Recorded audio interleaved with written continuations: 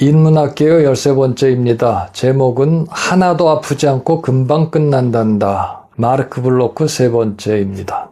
블로크는 1943년 그의 나이 만 57세 때 리옹의 프랑 듀헤르라는 레지스탕스 유력 조직에 가담합니다. 이미 할아버지 소리를 들을 만큼 고령이었고 또 관절염, 위장장애 이런 지병들이 있어서 노쇠하고 힘들었지만 그러나 이제 싸우기로 한 거죠. 그의 조직 프랑 듀헤르는 자유의 사수, 총 쏘는 사수라는 그런 뜻입니다. 거기서 그는 나르본이라는 그런 가명으로 통했어요. 그는 레지스탕스 지역 책임자들 중에 한 명이었다 그러고요. 지하신문인 그 조직 이름이기도 한 프랑 듀헤르 발행했습니다. 그리고 자금 조달, 무기 수송 및 분배, 또 연락망 구축 같은 위험천만한 업무들을 맡았습니다. 가짜 신분증을 여러 개 만들어 놓고는 하나씩 바꿔가면서 가지고 다니면서 활동했고 또 본부도 여러 차례 옮겨 다니면서 투쟁을 이어갔습니다. 그러던 1944년 3월 동료 대원과 접선하려고 했는데 그게 이 나치의 덫이었어요. 함정이었어요. 아마 배신이나 밀고 같은 게 있었을 수 있겠죠. 게슈타포에게 체포된 블로크는 악명 높은 리옹의 게슈타포 본부에 있는 몽릭 감옥으로 끌려갔습니다. 거기 책임자는 클라우스 바르비라는 자인데 리옹의 도살자라는 별명을 가진 아주 지독한 고문 전문가였어요. 블로크는 노쇠한 몸으로 상상을 초월할 정도로 고문을 당해서 갈비뼈가 부러지고 손톱이 다 뽑히고 얼음물로 고문을 당해서 가사 상태까지 갔다고 하죠. 그런 고문에도 블로크는 자기 본명과 직업 외에는 아무것도 발설하지 않았다 그래요. 동료 이름 한 명도 불지 않았고 또 자기 지하 조직, 지역 위치 이런 거 하나도 발설하지 않았다 그래요. 1944년 6월 6일에 노르망디 상륙작전이 성공해서 연합군이 프랑스 땅으로 들어와서 이제 진군에 들어옵니다. 거기에 맞춰서 레지스탕스도 지금이다 해가지고 아주 거센 저항을 아주 시작한 거죠. 이에 불안을 느낀 게슈타포들은 이제 수감된 저항 인사들을 서둘러 처형하기 시작했습니다. 6월 16일 늦은 밤에 블로크를 포함한 29명의 레지스탕스 대원들을 트럭에 싣고 몽릭 감옥을 나와서 리옹 북쪽의 한적한 시골 마을인 생디디오몽도크라는 곳에 벌판에 이제 부려놨다 그러는 거죠. 사형수들은 한 번에 4-5명씩 끌려가서 사형을 당했다 그래요. 블로크의 차례가 왔을 때 그의 곁에는 공포에 질려서 온몸을 떠는 16세 소년 레지스탕스가 있었다 그러죠. 블로크는 그 소년의 손을 잡아주며 얘야, 하나도 아프지 않고 금방 끝나는 일이란다. Ça ne fait pas mal mon enfant, ça va vite. 그런 말을 했다 그래. 그리고는 이제 마지막 순간에 Vive la France, 프랑스 만세를 외치면서 총탄을 맞은 거죠. 처형이 끝난 뒤 나치들은 이제 서둘러서 이 시신들을 도랑에다 쳐박고는 그 다음에 철수했다 그러죠. 그런데 블로크의 이 최후의 순간, 이 에피소드가 어떻게 남아있을 수 있을까요? 전 처음에 약간 의심했어요. 아니, 다 죽었을 텐데, 나치들 다 도망가고, 다 흩어지고, 그 마지막 죽음의 현장, 총살 당할 때 그 소년을 돌보고, 그 다음에 비블라 프랑스 만세를 외치고, 이렇게 영웅적인 죽음을 한 이 이야기가 어떻게 남아있느냐. 이거 만들어서 그냥 나중에 사후에 덧붙인 거다. 영웅화하기 위해서. 신화화하기 위해서. 이런 생각이 조금 들었어요. 여러분 그런 생각 안 들어요? 다 죽었는데 그게 어떻게 남아요? 그런데 생존자가 있었다 그래요. 기적적으로 급소를 피해서 맞아가지고 부상당했지만은 죽은 척 했다가 현장을 빠져나와가지고 다시 레지스탕스로 돌아와서, 본부로 돌아와서 레지스탕스 기록에 그것을 남겼다 그래요. 그리고 블로크가 나중에 블로크 유작에 나올 때 루시앙 페브르가 그 이야기를 기록을 했다 그러죠. 그의 유작인 역사를 위한 변명에 담겨 있습니다.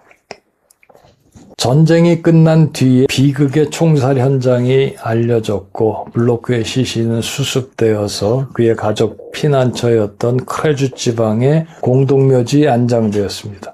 그의 묘비에는 그가 생전에 원했던 대로 군더더기 없는 딱 한 문장의 라틴어 딜렉시트 베리타템, 진리를 사랑했다. 그는 진리를 사랑했다. 이 한 문장만 그의 묘비명에 적혔습니다. 독일이 패망하고 해방되고 난 뒤에 그의 마지막 유작이 2권 발행됩니다. 하나는 지난 시간에 소개한 이상한 패배, 1946년에 나왔고요.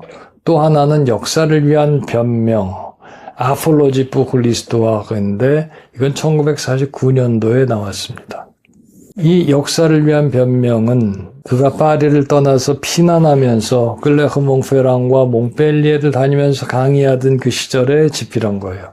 1941년에서 1943년 사이죠. 하지만 43년에 레지스탕스에 가담하잖아요. 그래서 이것을 다 완성하지 못해요. 그리고는 이제 유작으로 원고로 숨겨둔 거예요. 이 책은 어린 아들이 아빠에게 이제 이런 질문을 하죠. 아빠, 역사란 도대체 무엇에 쓰이는 학문인지 설명해 주세요. 이런 순수한 질문에 대해서 이제 답을 하기 위해서 이 책을 쓴 겁니다. 블로크는 여기서 역사학의 본질을 아주 명쾌하게 정의해요. 여러 가지가 있는데 3가지만 중요한 것만 보죠. 첫째, 역사는 인간에 관한 학문이다. 역사는 과거의 사실을 모으는 골동품 수집이 아니라 시간 속의 인간, 시간의 흐름 속에서 변화하는 인간을 탐구하는 학문이라고 했습니다. 둘째, 역사는 이해의 학문이다. 역사는 과거를 심판하거나 비난하기 위해서 하는 것이 아니라 왜 그런 일이 일어났는지를 이해하기 위해서 하는 것이다. 역사학의 미덕은 심판이 아니라 저지먼트, 쥐주망이 아니라 이해하는 거다. 콤프리앙시옹, 언더스탠딩. 역사는 심판하기 위해서 하는 게 아니라 이해하기 위해서 하는 것이다. 이렇게 얘기를 해요. 셋째, 과거와 현재는 끊임없는 상호작용 속에 있다는 것이에요. 과거와 현재는 단절된 게 아니라 서로를 비춰주는 거울로 보았습니다. 역사가는 살아 움직이는 현재의 삶, 인간 현상을 관찰함으로써 과거의 기록들을 해석하는 안목을 가지게 되고 과거라는 역사적인 뿌리를 통해서 현재의 삶을 이해할 수 있게 된다고 봤어요. 과거와 현재의 이해의 양방향성이라고 얘기할 수 있겠어요. 그렇다면 게슈타포의 감시와 통제, 수색 속에서도 그의 유고들이 어떻게 살아남았을까요? 그 삼엄한 수색도 가택수색도 받았거든요. 그 원고들을 지키기 위해서 블로크 자신의 노력과 그 다음에 가족들의 그 눈물 나는 노력이 있었던 거죠. 1942년 11월에 블로크는 레지스탕스에 가담하기 전에 자기 원고들을 다 정리해요.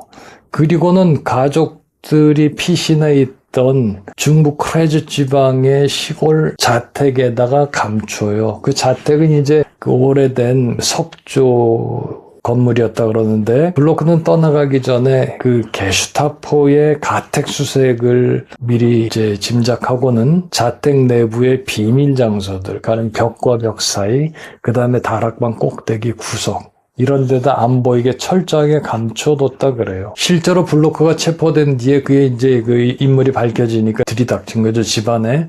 그리고 가택 수색을 한 거예요. 그리고 블로크의 책과 연구 노트들, 그 다음에 잡다한 모든 걸 다 쓸어갔는데 그 비밀 원고들은 발견하지 못했다는 것이. 아버지가 체포된 뒤에 이 비밀 원고를 지켜낸 인물이 큰아들 에티엔의 공로가 제일 컸다 그래요. 전쟁이 끝난 뒤에도 에티엔은 이 숨겨진 원고를 이제 잘 처리를 한 거죠. 아버지가 가장 신뢰했던 동료 역사학자, 선배학자 이 루시앙 페브르에게 찾아가서 그에게 맡겼습니다. 친구의 비극적인 죽음을 이제 고통스럽게 받아들였잖아요. 루시앙 페브르는. 그렇지 않겠어요? 아주 큰 충격으로 받았는데 이 원고를 받았어요. 그리고는 자기 책보다도 더 정성껏 그것을 돌봐요. 한자 한자 읽어가면서 수정도 하고 또 주석도 달고 편집을 해서 책으로 펴내요. 그리고 1946년에 이상한 패배, 그리고 1949년에 역사를 위한 변명이 그렇게 해서 세상에 나오는 겁니다. 아마 페브르는 블로크에 대한 채무감 같은 거 있었겠죠. 심지어는 아마 죄책감도 있었을 거예요. 아날학파를 유지하기 위해서 그 아날 잡지, 학술지, 편집진 명단에 블로크를 제명했잖아요. 지웠잖아요. 그게 얼마나 괴롭고 힘들었겠어요. 그거에 대한 채무감, 죄책감 같은 게 작용해서 그만큼 더 정성껏 그의 유고를 만들어낸 겁니다. 유작을. 블로크의 아들 에티엔 블로크 얘기를 했지만 그의 가족들은 어떻게 됐을까? 남아있는 가족들 좀 잠깐 보죠. 블로크가 시대의 고통을 온몸으로 느끼면서 치열하게 살다 갔지만 그와 운명을 나누었던 가족들, 그들도 역시 그 고통을 감내할 수밖에 없었습니다. 함께 겪을 수밖에 없었죠. 먼저 그의 아내 시몬 블로크, 1919년 결혼한 이후로 남편을 도와서 학문적인 동반자 역할을 했다 그랬잖아요. 남편의 원고들 수정도 하고 타이핑도 다 하고 그 다음에 아날 잡지에 또 행정일까지 했다 그래요. 그러면서 남편을 도왔어요. 아날학파를 도왔어요. 그러면서 치열한 그 말하자면 나치의 탄압을 피해서 피난 다니면서 가족의 정신적인 버팀목의 역할을 하고 그러면서 병이 들어요. 암에 걸립니다. 암이라 그래요, 거의. 그리고는 이제 그 블로크가 레지스탕스에 가담할 무렵에는 아주 중병 환자였어요. 그런데 결국은 이제 남편이 처형당한 지 한 몇 주 지나지 않아서 그의 아내 시몬도 이제 돌아가게 됩니다. 몇 주 차이를 두고 함께 이제 세상을 뜨는 것이죠. 나치 점령기를 남편과 함께 혹독하게 겪은 거예요.